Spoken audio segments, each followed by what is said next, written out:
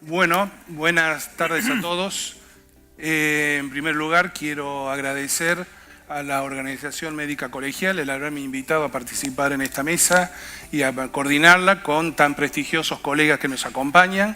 Agradecer la presencia de todos ustedes y a quienes nos están viendo a través de streaming, que también con su presencia nos hacen honrar a todo el esfuerzo de la organización que nos ha traído a Santander. Así que muchísimas gracias a todos.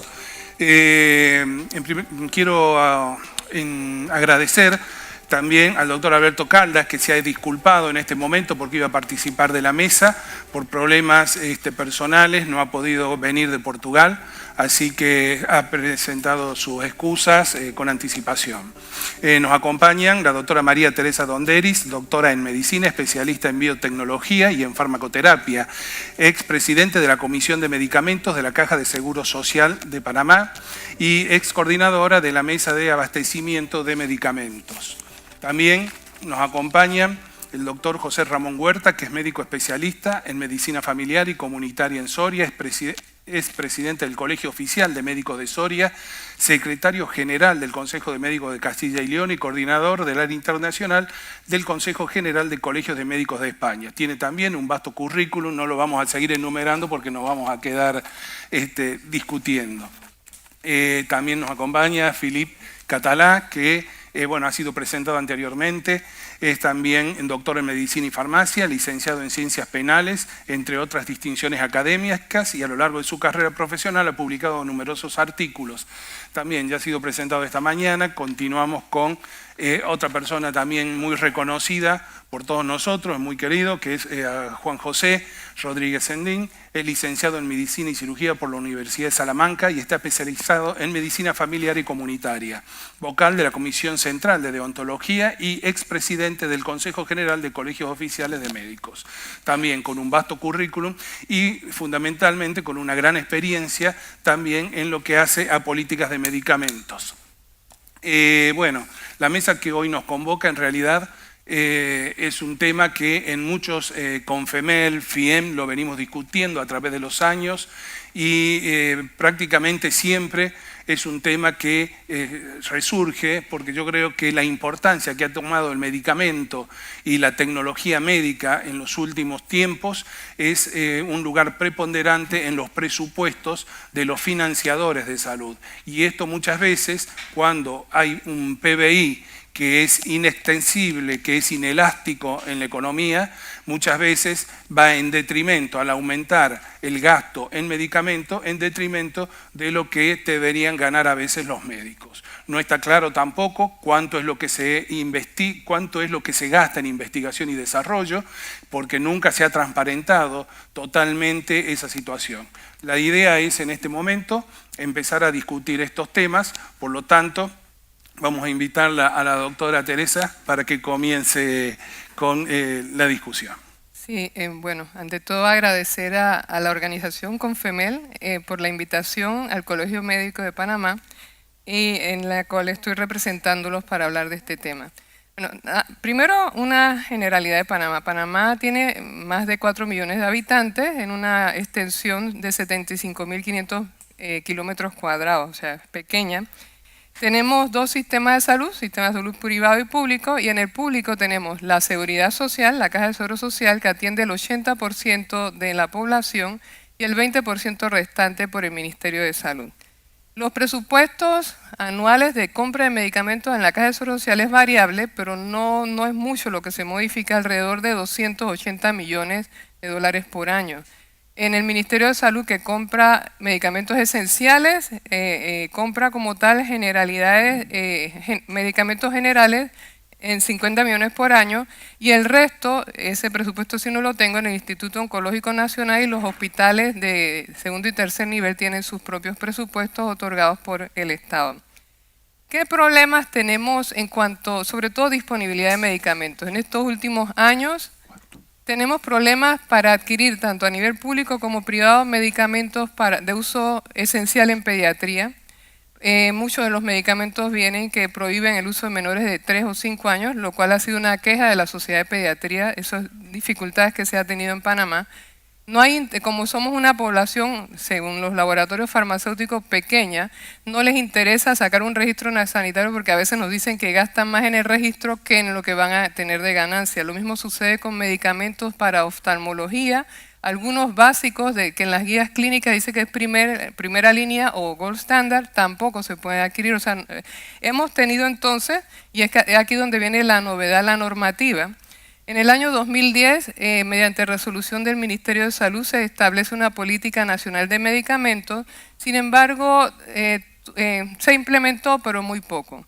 Fue hasta el 2019 que la política nacional de medicamentos se eleva a rango de ley. Ahora es una ley y que fue recientemente reglamentada y donde incluyen muchas estrategias. En la ley tienes 9 objetivos, de los cuales los más importantes voy a mencionar la gobernanza de la autoridad sanitaria. Han reestructurado la Dirección Nacional de Farmacia y Droga, que es nuestra agencia reguladora de medicamentos, y en lo cual también incluyeron, porque sacar un certificado de registro sanitario en Panamá, según uno escuchaba, podía demorar 1 año hasta 2 años. En la nueva ley, la ley 109, que establece la política de medicamentos en su decreto, también recientemente reglamentando esta ley, crean 2 estrategias nuevas, con lo cual ha mejorado la disponibilidad de medicamentos en el país. Una estrategia es que tenemos el registro sanitario abreviado, que es el reconocimiento de un registro sanitario obtenido si el producto comercial viene de un país de alto estándar, entendiéndose que venga de la EMA, la FDA o cualquiera que tenga nivel 4 otorgado por OPS, Organización Mundial de la Salud, es reconocido en menos de un mes en el país y inmediatamente expiden el registro sanitario en el país y puede ser comercializado en nuestro país. Eso, pues una reducción de 12 meses a un mes es bastante significativo. También se incluyó como estrategia para mejorar la disponibilidad de medicamentos crear una comisión que decrete desabastecimiento crítico. ¿Qué hacen con esto? Esto creó un nuevo mecanismo de adquisición que nos ha permitido, sobre todo a la Caja de Seguro Social, que es la que más utilizó este mecanismo, poder establecer listas a través de una comisión que participan representantes de las federaciones de pacientes con enfermedades crónicas, siempre participan en todo y son los que hacen mucha fuerza, sobre todo cuando se quedan sin medicamentos. El Colegio Médico, Colegio Farmacéutico, Universidad de Panamá, o sea, todas las instituciones importantes, o sea, que tienen que ver con decisión en medicamentos, y elaboran una lista que esa lista se licita. ¿Qué es la novedad en este caso? Que con esta lista los laboratorios o distribuidoras pueden participar ya sea nacional o internacionalmente. El requisito número 1 es que tengan registro sanitario de país de alto estándar, o que estén registrados en Panamá, que ya tengan registro anterior. Esto definitivamente nos permitió en los últimos 3 años adquirir medicamentos que teníamos más de 5 años que no se podían adquirir. Nosotros elevábamos consulta a los jefes de los servicios especializados, pero nos decían que lo necesitaban, motivo por el cual lo manteníamos en la lista oficial de medicamentos. ¿Qué otro pilar tiene esta política? La eficacia, calidad y seguridad en medicamentos. Definitivamente, con el registro sanitario de países de alto estándar, nuestra agencia reguladora garantiza o señala que tenemos medicamentos de calidad, seguro y eficaces.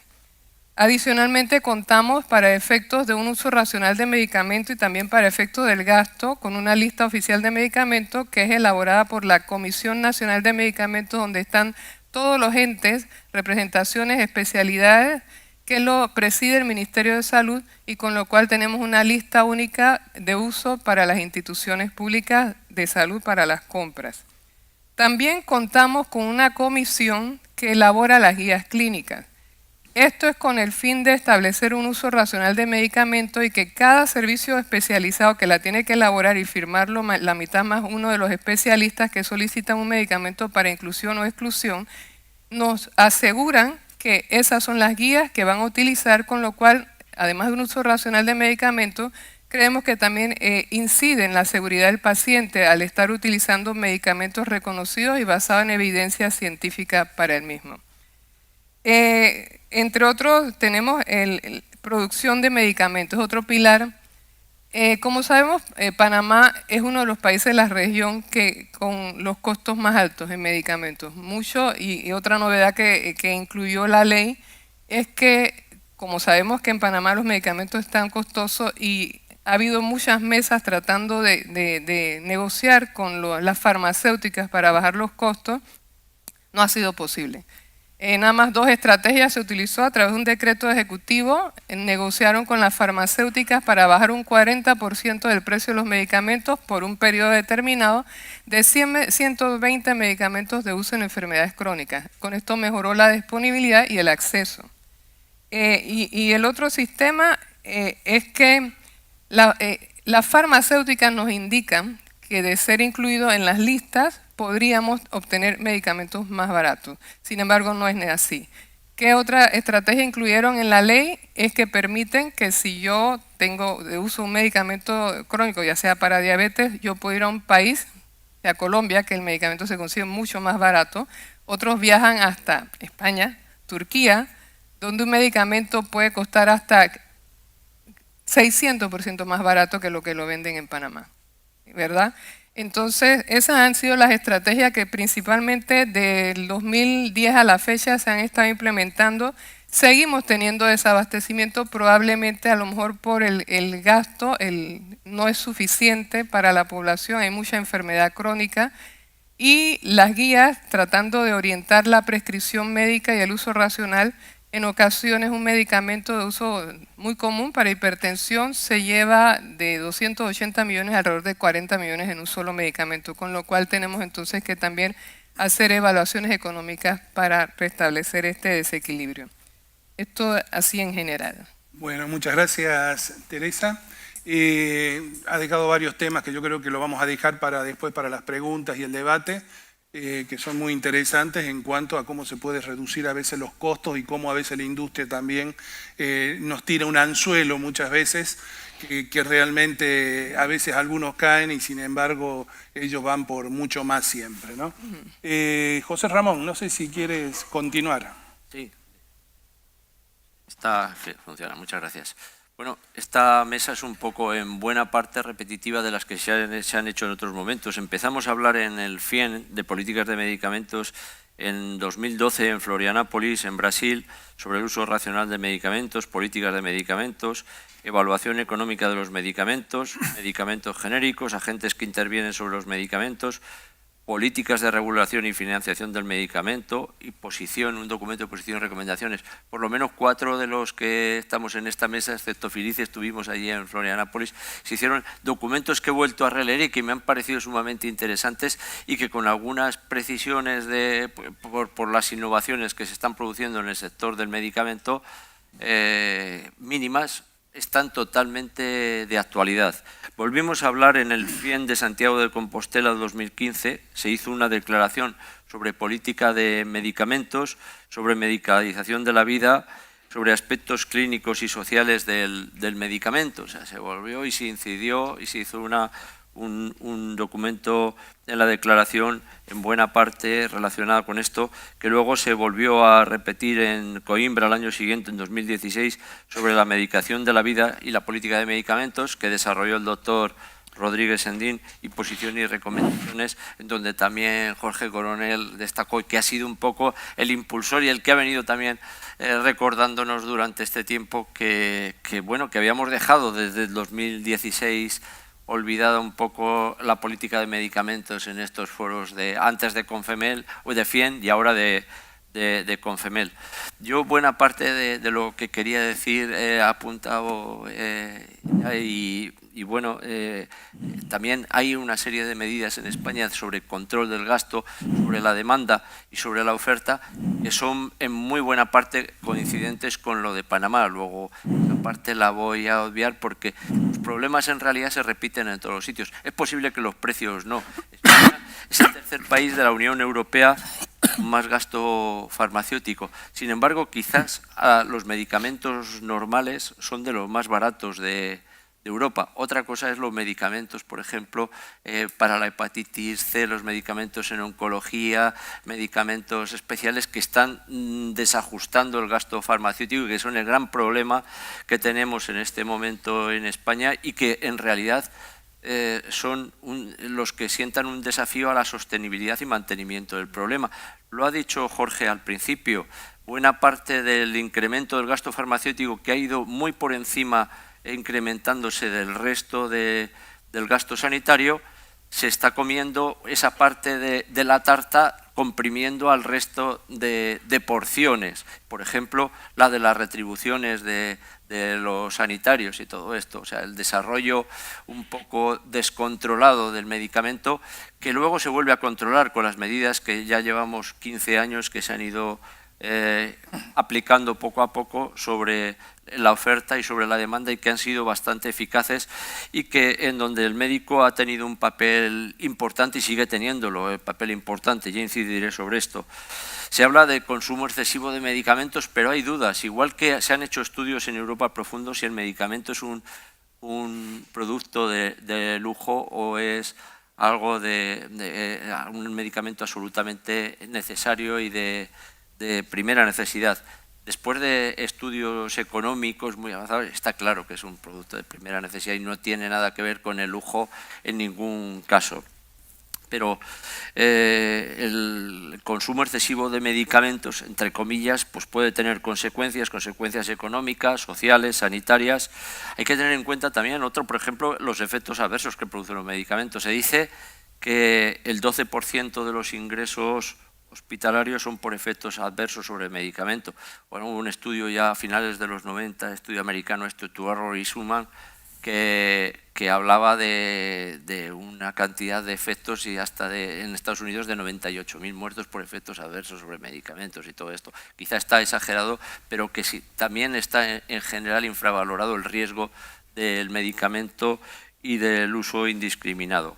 Hay que tener también presente, y eso es uno de los países europeos, nos pasa mucho, de países envejecidos, con mucha población mayor, con patología crónica, pluripatológica, y que consumen un elevado porcentaje de medicamentos. Por encima de los 65 años se cree que se consume la tercera parte de los medicamentos están consumidos por mayores de 65 años.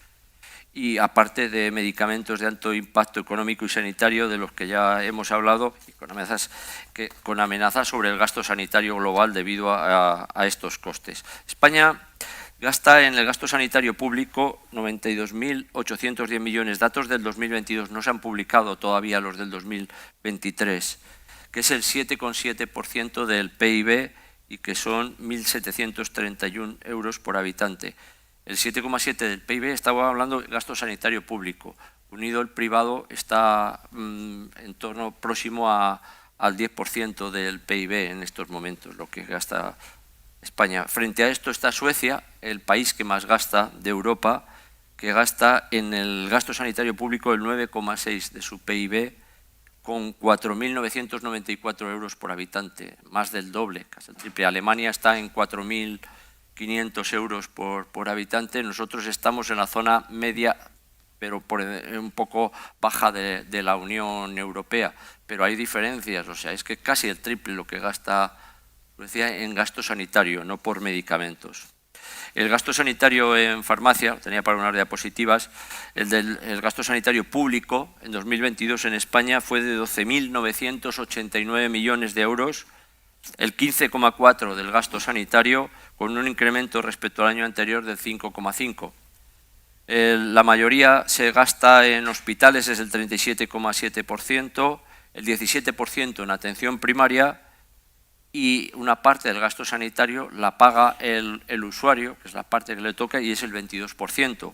Y también hay el resto que no está precisado, se cree que es entre el 24 y el 55%, es de prescripción inducida, o sea, aquella que el médico final prescribe, pero que el médico inicial es otro. O sea, que está inducida por el hospital, que luego se deja para un tratamiento crónico o agudo, un médico ha sido el que prescribe y luego la prescripción la continúa otro. Bueno, hay muchos desafíos por delante sobre esto, sobre el gasto sanitario en su impacto económico, social, todo esto. Hay temas de concentración y globalización. Es evidente que se está produciendo una globalización de todo el tema sanitario, no precisamente una homologación de los precios, pero de los medicamentos, pero se está haciendo una adaptación a las características, al entorno. Hay una dinámica innovadora en torno al medicamento y la prestación farmacéutica en multitud de agentes, que es los que hablamos ya en su momento en Florianópolis, los que intervienen desde la industria farmacéutica con el I+D, la investigación, el desarrollo y la innovación. Es una industria sumamente innovadora. Luego hay una distribución que llega hasta las farmacias, que es el dispensador. Es el modelo español, en otros incluso se hace a través de supermercados, otros modelos no estrictamente farmacéuticos siempre. Luego está el prescriptor, otro elemento, que es el médico, y luego está el consumidor, el paciente. Es importante la interrelación, la coordinación y el equilibrio entre todos estos elementos que acabo de hablar para el uso racional del medicamento, que me gusta comentar la definición de la OMS del uso racional, que es la situación mediante la cual el paciente recibe los medicamentos apropiados a sus necesidades clínicas en las dosis requeridas por el periodo de tiempo adecuado y a un costo accesible. Bueno, me gustaría también además hablar del papel del médico en el medicamento para concluir. Lo primero que tiene que hacer el médico en cualquier lugar es cumplir la ley, mantener la competencia profesional con formación relacionada con los medicamentos para saber usarlos adecuadamente, defender los intereses de salud del paciente al aplicar el medicamento, actuar con independencia, coherencia y ética médica, exigir calidad, seguridad, eficiencia, eficacia y también efectividad, y tener conciencia de la responsabilidad que tiene el uso del medicamento y de que el medicamento tiene un coste que sufraga bien el Estado o bien el paciente o bien entidades aseguradoras, pero en cualquier caso el medicamento no es gratis. Incluso en los sistemas que financian todos los medicamentos se pagan a través de impuestos o de otros sistemas, y esa responsabilidad hay que compartirla, y debe ser consciente el médico de esta responsabilidad social como debe ser con el paciente, y además debe informar, formar y concienciar al paciente también, porque es uno de los elementos que intervienen en el gasto, no solo porque sea el consumidor, sino porque también puede inducir a romper la racionalidad en el uso del medicamento. El médico es responsable del gasto sanitario y farmacéutico y debe tener siempre, que está en nuestro código de ético y en la mayoría. La Asociación Médica Mundial aprobó recientemente, en Berlín 2022, el Código Internacional de Ética Médica, y lo dice: el médico tiene que ser responsable debe hacer la consideración económica de su prescripción, sea, que financie privados, aseguradora o público, porque es un asunto fundamental y que ahora se ha incorporado a ese Código Internacional y que está incorporado, por ejemplo, en el Código de Ética Médica de España, y que es importante, sí. Hay que realizar, ya digo, una práctica eficiente, evitar el consumo excesivo e inadecuado, todo competencia es el papel del médico. Hay que preservar la relación médico-paciente para que haya una confianza y que esta confianza se pueda trasladar y aprovechar. Promover un uso responsable y no consumista, y cuidar también la relación con la industria y que esta relación sea transparente e independiente.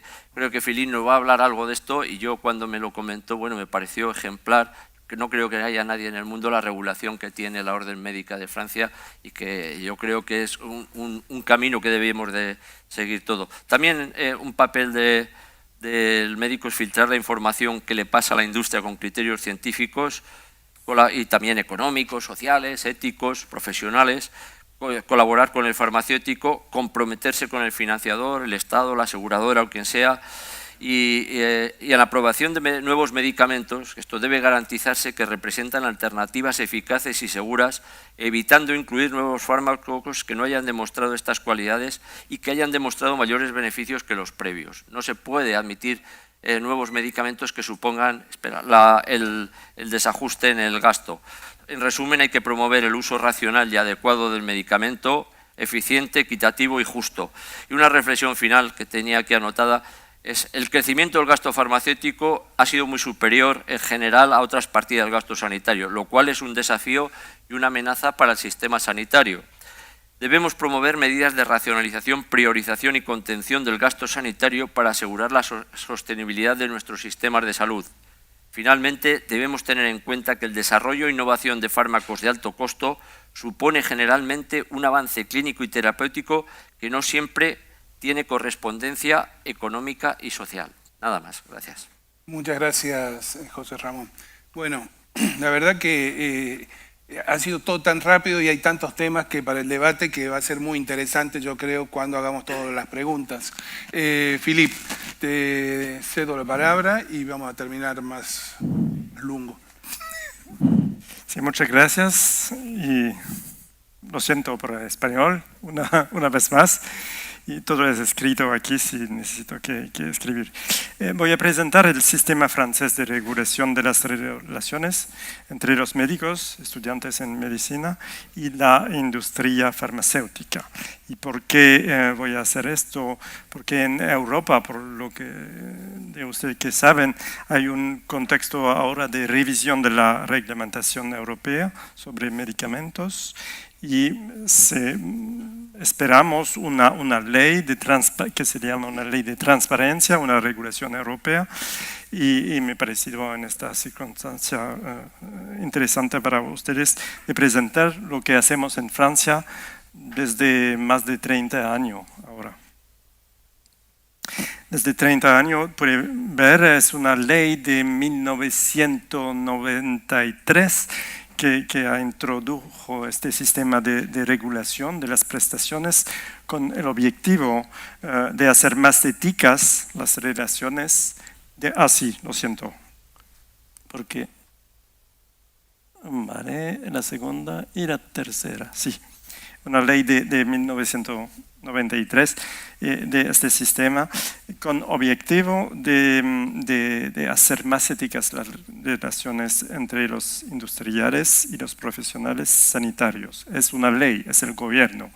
Y la orden de médico sigue lo que pide el gobierno para hacer funcionar todo esto. Y hay una otra ley en 2017, una orden en 2020 que complete todo esto y que introduce un sistema de procedimiento telemático para todo esto. Voy a presentar cómo funciona un poquito. Es muy cargado la slide, pero lo que dice la ley, el sistema prohíbe totalmente que los profesionales sanitarios o los estudiantes reciban beneficios que dicen ilícitos de los industriales del sector sanitario, que los fabricantes ofrecen o proporcionan tales beneficios a los profesionales sanitarios. Pero este principio de prohibición autoriza 3 tipos de excepciones. La primera, así. Muchas gracias.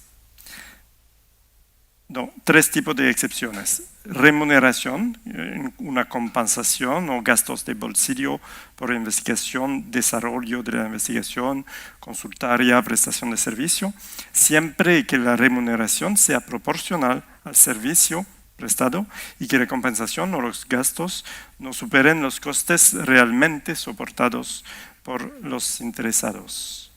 Segunda excepción, prestaciones recibidas por estudiantes de medicina por investigación cuando la tesis o cosa como esto. Pero todo esto son excepciones, pero hay una regulación también. Las atenciones, la tercera, atenciones ofrecidas a los médicos en actos promocionales o de carácter exclusivamente profesional o científico, siempre que sean de un nivel razonable, y es lo que voy a ver el consejo de médico. Entonces, esta para vosotros, esta para yo. Y la concesión de estas prestaciones, en estos casos, está supedita a la conclusión de un acuerdo entre el beneficiario y el fabricante, la industria, que se debe someter a la decisión de la orden de médicos. Y en función de la cuantía de las prestaciones ofrecidas, la legislación ya hay dos sistemas de presentación de solicitudes. El primero es un sistema más simple de recomendación, pero funciona solo si el importe total es inferior a 2.000 euros, si la noche es inferior de 150 euros, la comida inferior a 50 euros. Pero si es más caro, hay un sistema de autorización formela. Una autorización, si no, no se puede hacer cuando es más de 2.000 euros, por ejemplo. Y el acuerdo no podrá funcionar si el CNOM no dice sí, y puede hacer disciplinaria y podemos, es contrario a la deontología si no lo hace. El importe máximo de las prestaciones y honorarios que pueden autorizarse, 250 euros net per hora, con criterio de modificación es muy complejo, pero es para una idea. Sí. Y cómo funcionamos en el servicio. Las empresas están obligadas a presentar sus expedientes por vía electrónicas ahora a través de una aplicación que funciona ahora bien en el sitio del CNOM. Y tenemos en el orden una comisión especial para esto que se llama la Comisión de Relaciones Médico-Industriales, con un presidente y 9 miembros. Es interesante. Y todo este sistema es centralizado en el CNOM. Solo el CNOM es la autoridad ahora que se puede regular todo esto.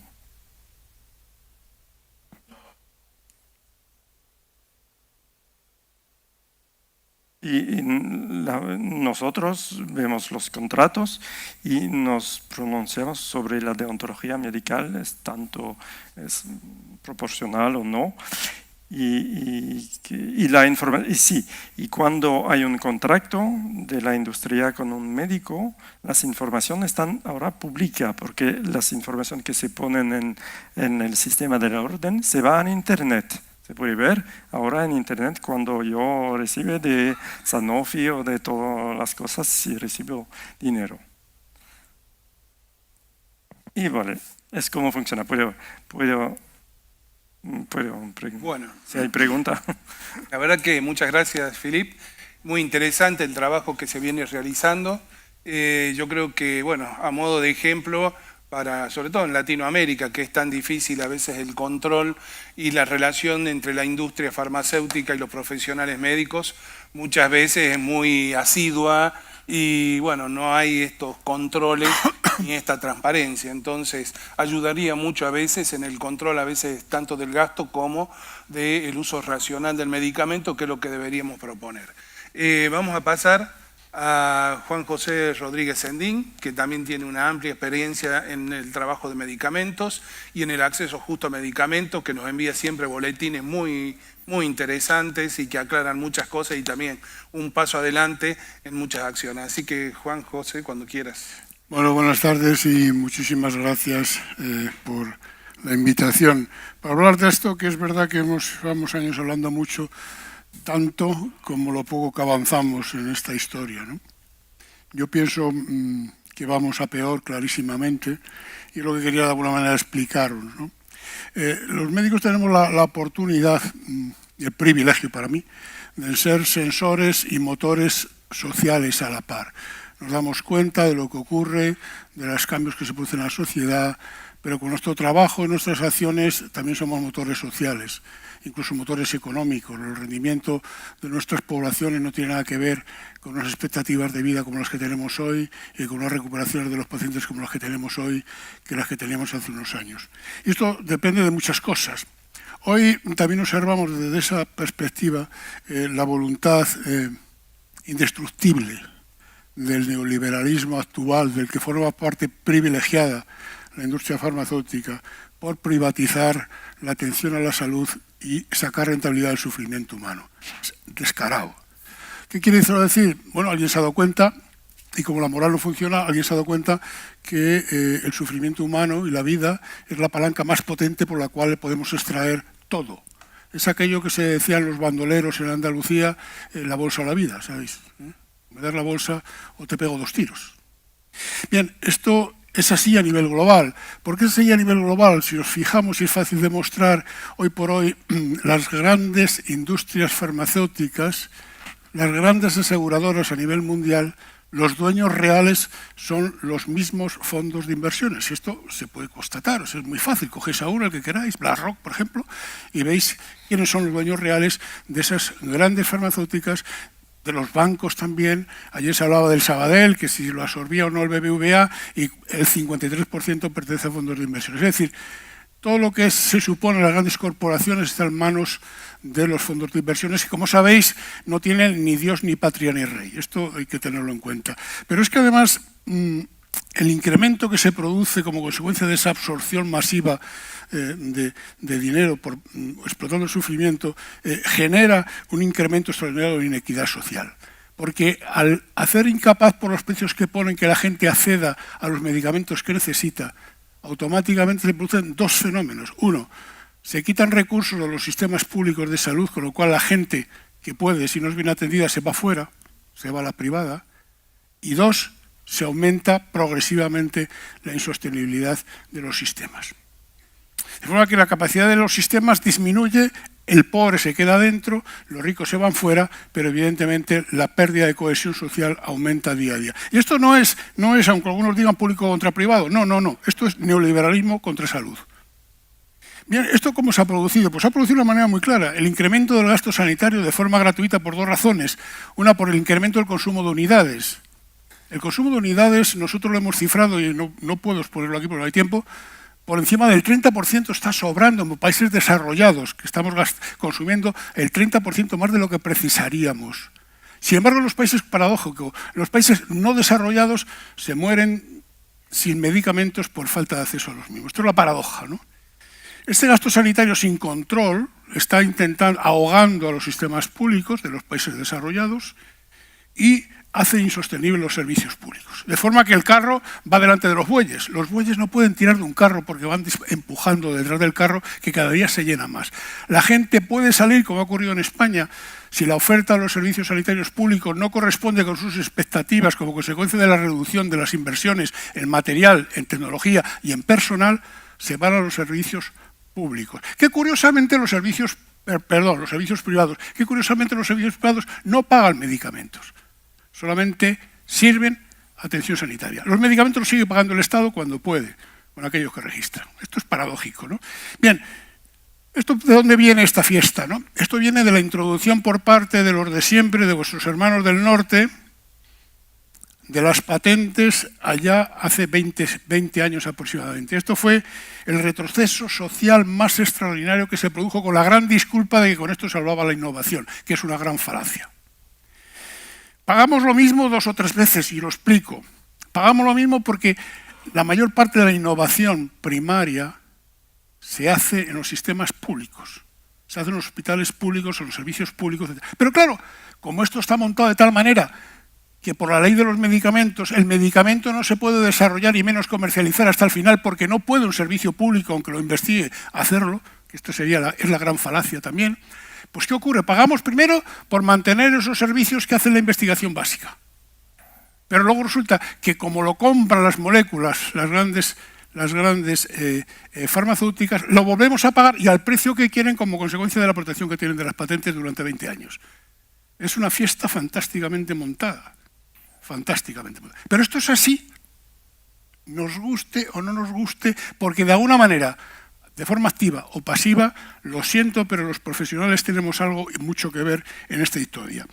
Esto ha sido concedido por la sociedad para financiar la innovación y es un mecanismo que ha degenerado y ha pervertido de tal manera que hoy, tras hacerse con una molécula que valga para algo, los precios que se imponen no tienen ninguna justificación. Y no hay manera de que puedan demostrar los gastos que se han producido, que incluso se admitirían los de las moléculas que han fallado, para con unos precios razonables y unos beneficios razonables pudieran salir para toda la población. Y ahora pondremos dos ejemplos que nos afectan a todos por igual. Hoy, millones, ojo, millones de personas mueren en el mundo por falta de medicamentos básicos y de vacunas. Y nos quedamos tan tranquilos. Millones. Y hay otro montón de millones de familias que se arruinan de dos maneras, pagando medicamentos que lo mismo no son necesarios porque quieren vivir como los desarrollados, o pagando medicamentos que necesitan a un precio que tienen que echar mano de todos sus ahorros. Y se arruinan también. Esta es la situación, ¿no? De forma que hay gente que muere por falta de medicamentos por ejemplo, el Sofosbuvir. Todavía hay un montón de población mundial donde no tiene ninguna posibilidad de acceder al Sofosbuvir. Y fijaros los años que han pasado, por el extraordinario precio que ha tenido esto, que ha ido rebajando, pero todavía es inaccesible para tanta gente. Morir por falta de medicamentos es una atrocidad. Bien, pero ¿qué me decís de las vacunas? ¿Qué ha pasado con la vacuna del COVID? A pesar de los de más de 120 países y un montón de organizaciones que por la iniciativa de África, de Sudáfrica e India queríamos que se hiciera una excepción con las patentes de la vacuna, se hiciera la transferencia tecnológica necesaria y se pudiera producir en aquellos lugares donde la OMS determinara que están capacitados para fabricar las vacunas, que fabricaran vacunas con el fin de vacunar a toda la población mundial. No ha pasado esto, pero sin embargo, en un país como España se han tirado millones de vacunas que a su vez se pagaron con un precio exagerado, sabiendo que estaban todas vendidas y que además se había invertido previamente para su investigación. Con lo cual, esto es un profundo disparate ante el cual podemos quedarnos sordos si queremos. Pero ojo, después de la experiencia acumulada y de los millones que han muerto de COVID pudiendo haberlo evitado, no hemos mejorado nada. El tratado de pandemias que en este momento se está negociando a nivel de la OMS, no hay manera de convencerles de que esa transferencia tecnológica, si llega el momento de una futura pandemia, haya que hacerla obligatoriamente. No hay manera. Grandes países como vuestro hermano del norte, al cual yo no menciono, o algunos de los nuestros de aquí, lo impiden. Lo impiden. Y ahí lo tenemos. La futura pandemia que va a ocurrir, estaremos exactamente igual que la anterior. El tratado de pandemias no hay manera de que se modifique esto. El alto coste de los medicamentos ha provocado por más sostenibilidad externa. Los estados no son capaces de frenar esto. Ya os lo habéis dicho por qué. Como va el presidente Sánchez a hacer algo a todas estas grandes corporaciones que tienen influencia en los grandes periódicos, en los grandes sistemas de información, en los bancos, etcétera, etcétera. No es posible. Y un problema de sostenibilidad interna porque con tanto dinero que tienen nos llevan al huerto, que decimos en mi tierra, a los médicos. Nos llevan al huerto y nos hacen prescribir más en algunos casos de lo que realmente precisamos. Mediante situaciones como, por ejemplo, los dilemas de impacto presupuestario que plantean la cantidad de medicamentos con alto impacto, pero sin embargo tienen unos precios desorbitados. Acaban de anunciar la salida de un medicamento para la fibrosis pulmonar idiopática a $360.000 tratamiento. Yo creo que además de curarte la enfermedad debe hacerte volar. En España tenemos 210.000 enfermos. Si sabéis multiplicar, multiplicar. Pero ¿sabéis quién va a pagar esos resultados de ese progresivo incremento del gasto? Lo vamos a pagar, entre otros, los pacientes y también los médicos, por cierto. También hay pesadillas, porque hay otras maneras. El dilema de los coste-efectividad se hace expansivo con utilizaciones fuera de indicación, que también es muy frecuente, sobre todo en los neoplásicos. Pero esto, lo triste es que se someten los gobiernos y son incapaces de reaccionar. Esto que ha propuesto el compañero francés, ya hace tiempo que se ha propuesto en España y no somos capaces, ni siquiera en aquello que depende de nosotros, de cambiar la ley del medicamento, con supuestos ministerios de izquierdas, que se supone que algo les debe de mover estas cosas, digo yo.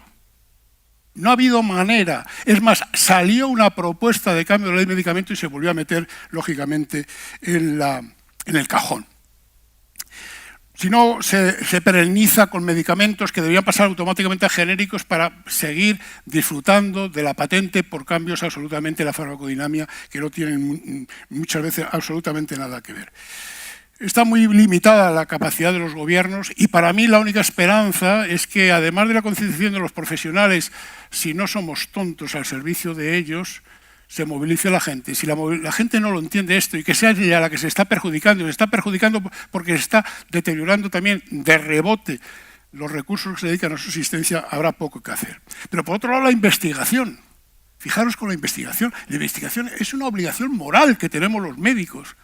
La pregunta es, una obligación moral que tenemos los médicos para investigar aquello que precisa la gente, no para investigar aquello que va a dar más beneficio, va a cronificar la enfermedad. Esto es así. Y si vosotros reviséis esto y reviséis las investigaciones que se están haciendo para sobrevivir, gente que se dedica a estudiar, tienen que hacer exactamente lo que a ellos les interesa, ¿no? La investigación debe ponerse al servicio de la humanidad. Esto está claro, es obligatorio.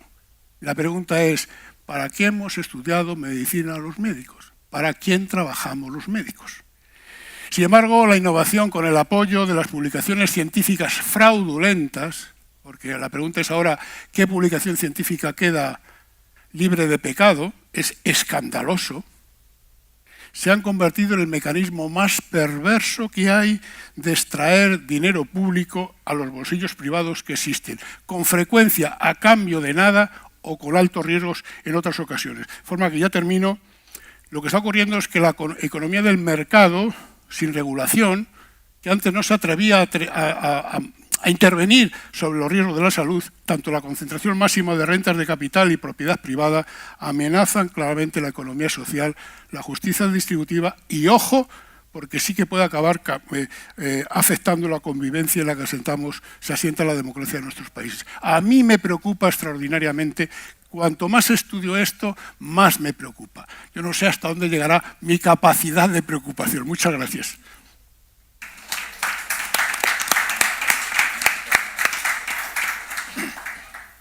Bueno, en realidad yo creo que han sido 4 exposiciones realmente muy buenas, muy interesantes. Hay para tomar muchos ejemplos por allí, en lo que dijo Philippe, en lo que comentó María Teresa al principio.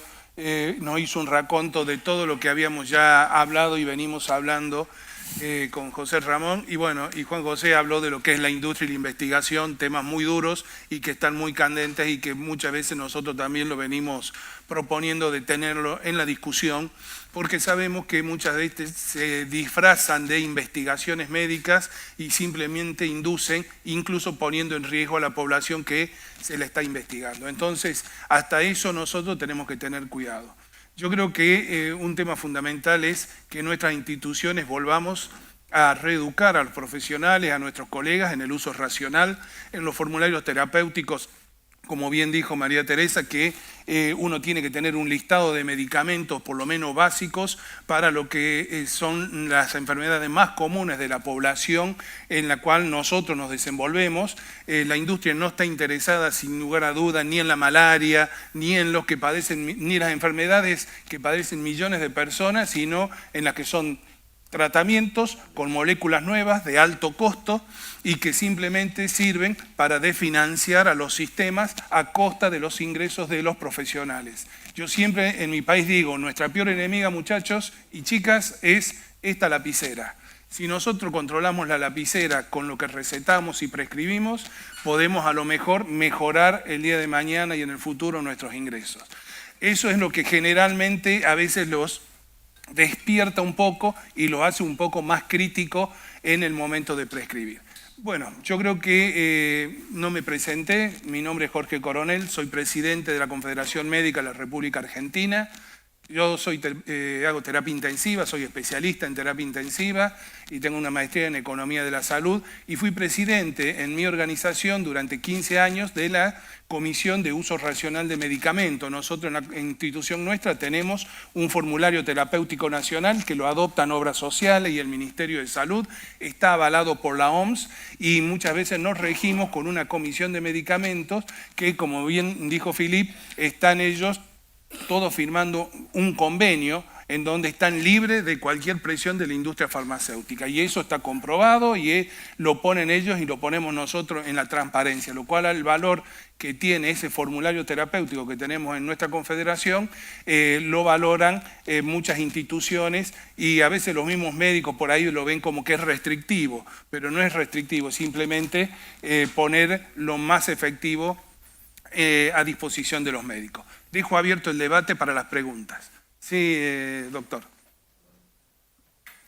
Buenas tardes. Felicitaciones a todos los ponentes. Bueno, de manera muy especial al doctor Rodríguez, su magnífica elocución.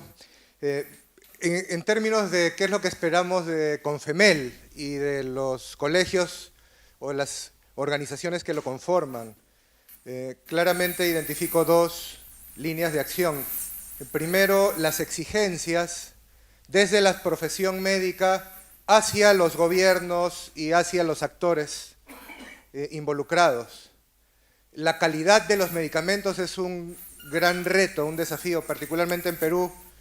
No podemos asegurar que los medicamentos genéricos sean de calidad y los médicos siempre estamos a favor del uso de los genéricos. Es como estar entre la espada y la pared, pero lo que tenemos que exigir es que existan mecanismos que garanticen que estos medicamentos genéricos sean de calidad. Existe en Perú, no sé en otros países, el término genérico de marca, que son medicamentos con nombres de fantasía que con, digamos, estrategias de marketing incrementan exponencialmente también los costos para la población que no tiene la información mínima necesaria para tomar las mejores decisiones. Por otro lado, la capacidad de nuestros países de adquirir medicamentos a los costos razonables, que ustedes también han expuesto y que creo que es importante que promovamos o exijamos. Y finalmente también que identifiquemos de acuerdo también al nivel, a las posibilidades de nuestros países, que haya una promoción de la producción de medicamentos del sector público y privado, pero que sean ajenas a los grandes intereses de las corporaciones multinacionales. Y por otro lado, los compromisos, porque el médico tiene un poder. De hecho, lo que menciona el doctor, nuestro presidente de la mesa, con relación a la plumilla, pues es fundamental. Y se nos señala también, porque somos pues los prescriptores por excelencia y tenemos la posibilidad y la obligación de prescribir medicamentos con esta responsabilidad, buscando siempre la eficacia, la calidad y la economía y la accesibilidad de los medicamentos para nuestros pacientes. El uso racional, por supuesto, eso va de la mano, ¿no? Y los colegios profesionales tenemos la responsabilidad de no renunciar y promover el ejercicio ético profesional del médico. Y finalmente, y esto es más como consulta, ¿qué mecanismos podemos nosotros implementar para gestionar el conflicto de interés del médico? ¿No? Los colegios médicos o las organizaciones médicas pueden participar, intervenir, ser, digamos, intermediarios del apoyo que la industria puede dar a la profesión médica o a los médicos de una forma transparente, en la cual se declare, en la cual se regule adecuadamente y no haya una interferencia tóxica o negativa sobre nuestro accionar. Muchas gracias. Sí, ¿quiere contestar? Bueno, o que hagan más preguntas y luego contestamos, o que hagan más preguntas y luego contestamos, ¿no? Podríamos entre los dos, sí, yo puedo, sí. Juan José y Philippe, que... Vamos a ver. En el poder de los médicos, o la capacidad de los médicos y la capacidad de los colegios, siendo consciente que una buena parte de nuestra profesión, ojo lo que voy a decir, tiene no solamente grandes intereses, yo le pongo otro calificativo, es corrupta. Es corrupta. Podemos hablar de incluso lo que se paga en función de una conferencia a un líder de opinión. Si te la prepara o te la acepta el laboratorio, si te la supervisa o te la haces tú por tu cuenta. Esto está así. No creo que vaya a ser la razón por la cual se cambien las cosas. Lo dudo. Yo también tenía esa esperanza. La esperanza está en que se cambie la ley que regula esto, porque la ley es absolutamente favorable a cualquier cosa que nos podamos imaginar. Es la ley la que hay que cambiar, pero no me refiero a la ley de patentes, que es una norma de ámbito internacional, no, que ese también. Los propios estados deben de cambiar las leyes y la regulación de cómo nos relacionamos con ello. Un ejemplo, decimos, es que la formación de los médicos lo paga la industria farmacéutica. Es una gran mentira, por favor, pero absolutamente mentira.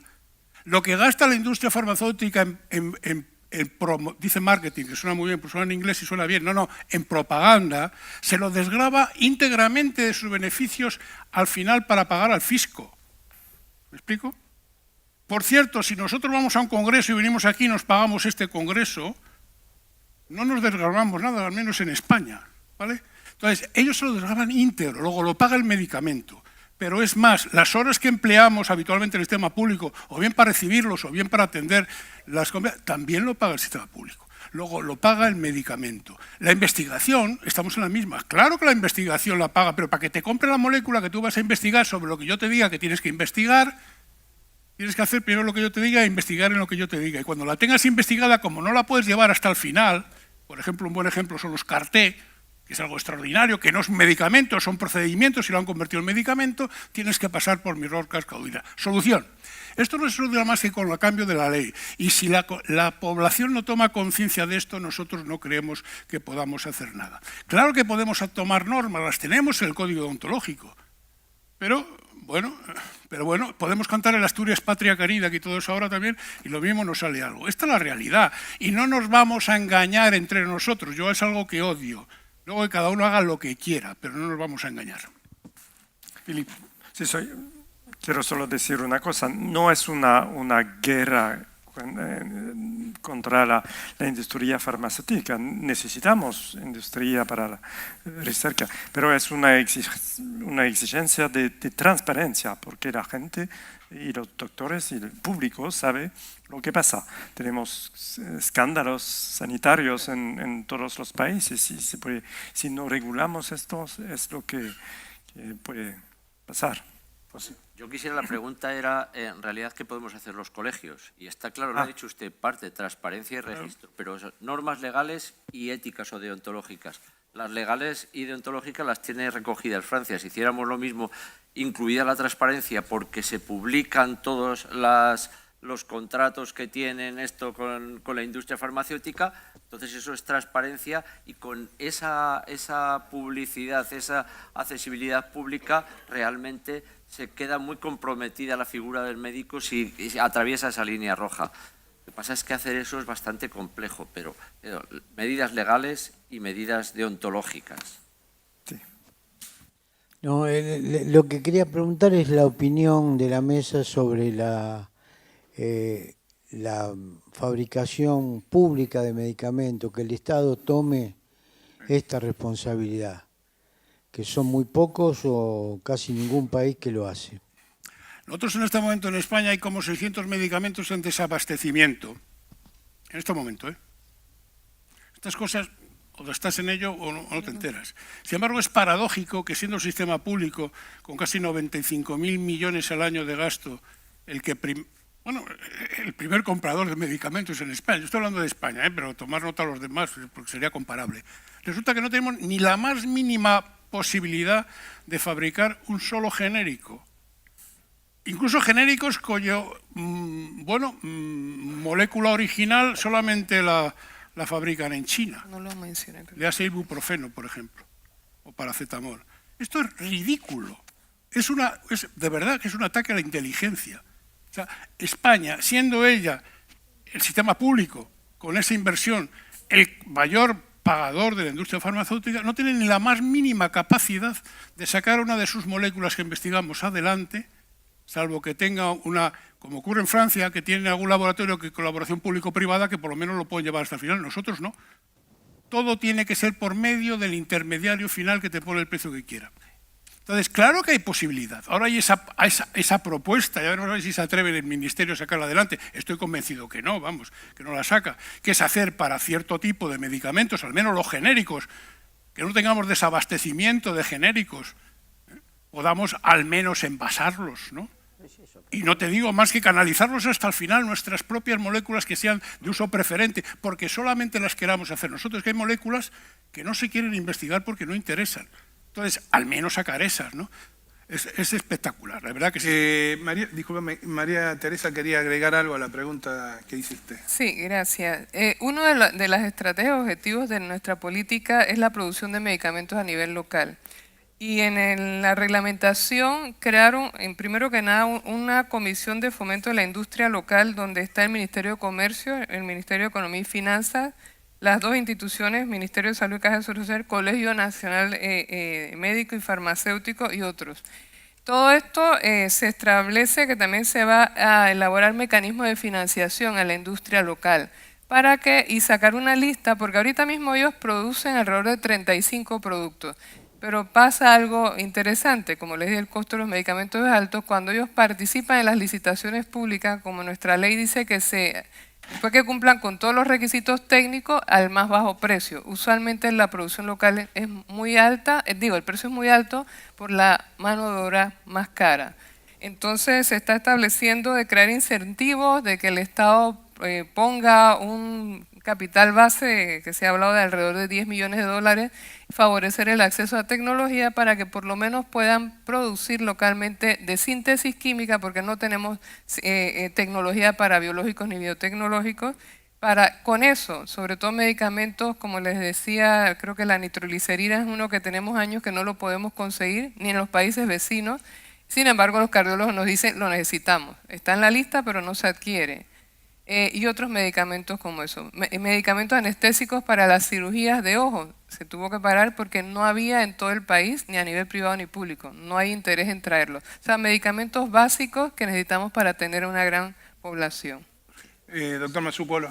Déjame un momento. Sí, Sí, un momento. Sí. Simplemente decir sobre el desabastecimiento de medicamentos, que es un problema europeo común. Hace 15 días justamente la Unión Europea aprobó la puesta en marcha, el Parlamento Europeo, de la Alianza de Medicamentos Críticos. Todas las medidas para evitar ese desabastecimiento que hay, inclusive la propia fabricación. Entonces, de hace 15 días, día 24 me parece. De abril. Sí, hablábamos hoy a la mañana de la violencia. Hablamos de la despersonalización de la atención médica, la falta de relación médico-paciente y esto, digamos, aumento de la prescripción, aumento de la industrialización de la atención médica. Todo esto creo que se resume en un solo punto, que es tiempo. Nuestra profesión no tiene tiempo para darle la asistencia que merece y la atención que merece a cada paciente, porque el pluriempleo ataca contra esto. Es más, nuestra lucha permanente es aumento de salarios. Y es un tema que no lo vamos a solucionar con aumento de salario, porque ya la condición de tener el pluriempleo hace que sea imposible modificar esa conducta. Es imposible que el médico está pensando en las 24 horas de guardia, la restrinja a 12 por lo menos, hasta por su propia salud, no lo cambia más. Ya está marcado con esa matriz. Entonces, es muy difícil no solo hacer los cambios de mercado que son necesarios hacer, sino la propia conducta médica, porque está marcado justamente por esto, por la rápida tecnología y la rápida prescripción. Porque además ese paciente seguramente no lo vuelve a ver, porque nuestros sistemas están todos desangrados, cada uno va por su lado, entonces no lo ve, lo tiene que resolver, tiene un dolor, le da, no importa. Entonces,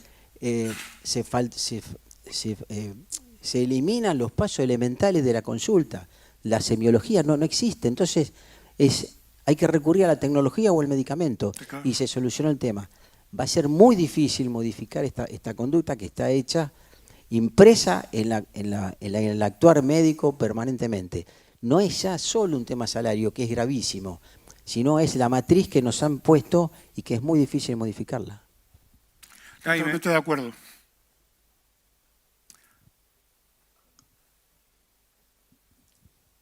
Híjole, un tema bien difícil, escabroso, y escucho a Juan José, y bueno, al final me responde si somos esclavos de la farmacéutica. Pero yo sí quisiera comentar, escucho hablar de toda la cuestión de políticas de medicamento. En México estamos viviendo un gobierno de cambio, así le llaman, en donde se dejaron de adquirir productos a laboratorios de primera línea, llamemos así nombres como Sanofi, como Pfizer y cosas de estas, al grado, sin ofender, que los productos contra el cáncer fueron adquiridos de un laboratorio de Argentina, no sé si existe el laboratorio y si existe, qué bueno. Pero ¿qué es lo que ha conllevado? Mencionaba el colega de Perú, es correcto, que hacia dónde estamos llegando o qué queremos realmente. Se están utilizando medicamentos genéricos de marca, que así le llaman. Nosotros nos vemos todavía con, lo digo un poco de risa, pero aparte nosotros sí tenemos genéricos de marca, pero todavía tenemos una serie de productos que le llamamos similares.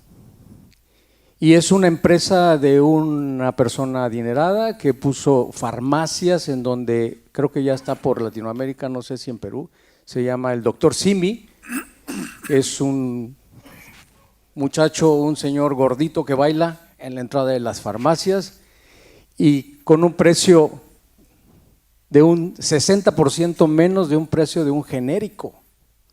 Y está autorizado por la comisión que autoriza, que da el visto bueno, el régimen que es la DIPRISA en México, que así se le llama. ¿Y qué está ocurriendo? Pues que realmente no sabemos, porque aparte no es de un año, ya lleva muchos años estos productos. Es cierto que vivimos una etapa de crisis en cuestión de economía, pero de pronto ir a adquirir un antiinflamatorio genérico que te puede costar $5, ellos te lo dan en un penny, entonces creo que es una diferencia muy marcada y nadie se ha atrevido a decir si realmente el contenido del producto es el suficiente como para poder atender al malestar, ¿no? Eso por un lado. Por otro lado, ¿qué ha conllevado? Que es otro tema, pero lo tengo que decir porque sí es algo bien importante. A los consultorios de farmacia. Los consultorios de farmacia que son médicos recién egresados que no reciben un sueldo. El sueldo real es el número de medicamentos que prescriba en una receta. Y entonces si usted llega con un dolor abdominal, tú le puedes mandar butilliosina, le puedes mandar antibiótico, le puedes mandar un gel, le puedes mandar todo. Y si tú mandas 10 productos, te dan un porcentaje. Y todavía se ha visto más, muy triste, y lo digo, en frente de donde está el médico tiene una cajita que diga gracias por su propina. Sí, señor, con gusto les presento luego imágenes. Entonces, ¿a dónde estamos llegando? Yo estoy de acuerdo y he participado y participo, Juanjo, yo también soy speaker y obviamente he tratado de que en mi andar en esto siempre he tratado de ser académico y yo siempre les digo, no me pongas a decir que tu producto es el mejor. Bueno, y aquí está Jorge, él ha trabajado y seguro le tocó la nueva época de los antitrombóticos, Rivaroxaban, Apixaban y cuanta cosa, y todos decían, yo soy el mejor, yo soy el mejor. Yo les pregunto, ¿han visto algún trabajo en donde se comparen? Realmente no, en México decimos, perro no come perro. ¿Ok? Y bueno, y por último, no hay que decir tampoco que no es bueno las investigaciones, sí, perdón, me apuro, sí, que las investigaciones son buenas, pero justo el alcance hasta qué es lo que necesitamos valorar también en nuestros sitios, en nuestros países, en donde venimos, tener esa capacidad de saber y de orientar a nuestros médicos, que no podemos estar haciendo manejos multimodales, que lo único que llevan es a subirle las ganancias a los laboratorios. Ya terminó, querido. Muchas gracias. Sí, Emanuel Forte, y ya vamos a terminar porque nos quedan pocos minutos.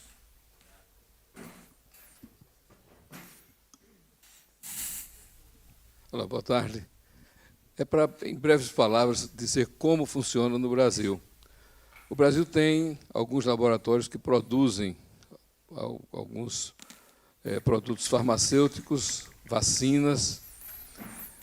A incorporação de tecnologia é feita pelo Estado brasileiro. Tem um órgão do Ministério da Saúde chamado Conitec, que faz a seleção dos produtos para incorporar a rede de fornecimento do Estado. Tem uma rede de farmácias subsidiadas que vendem cerca de 50, 60 especialidades farmacêuticas com preços subsidiados pelo governo.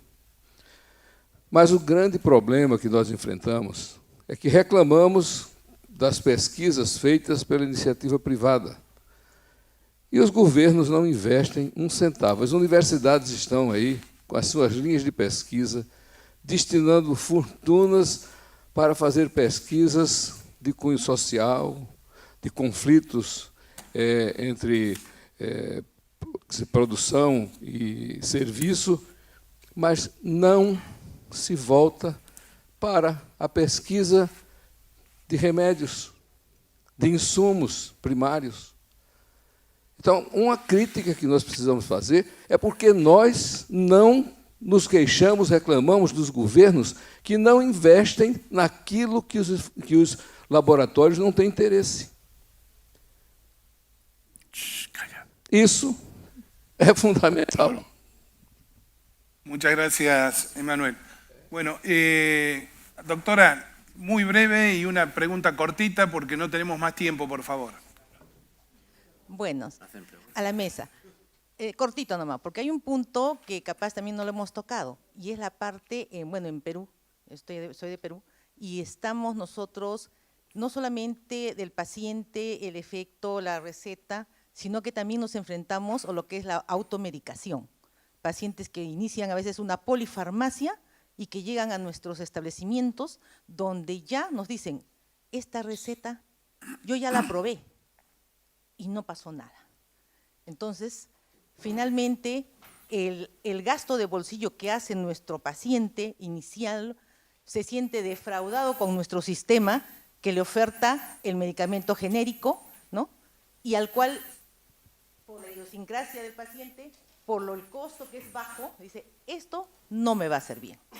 Y recurre, finalmente, a lo, como decía acá el colega de Brasil, de México, perdón, recurre a esos sitios, por ejemplo, en Perú hay a veces los médicos que son contratados por farmacias, que ofertan la consulta gratuita para una receta de medicamento de marca que sí le va a servir. Eso es un problema que tampoco no lo estamos regulando, no lo estamos tocando y va creciendo, porque hasta la legislatura está propuesta para legalizar esto. Bueno, muchísimas gracias, doctora. No tenemos más tiempo, lamentablemente. Quiero agradecer a todos los ponentes, realmente han sido muy interesantes, se ha prestado en debate la presencia de ustedes y el acompañamiento, a los que nos acompañan por streaming también. Así que muchísimas gracias, que tengan buenas tardes, los invito a un café y vamos a continuar más tarde. Adelante. Gracias.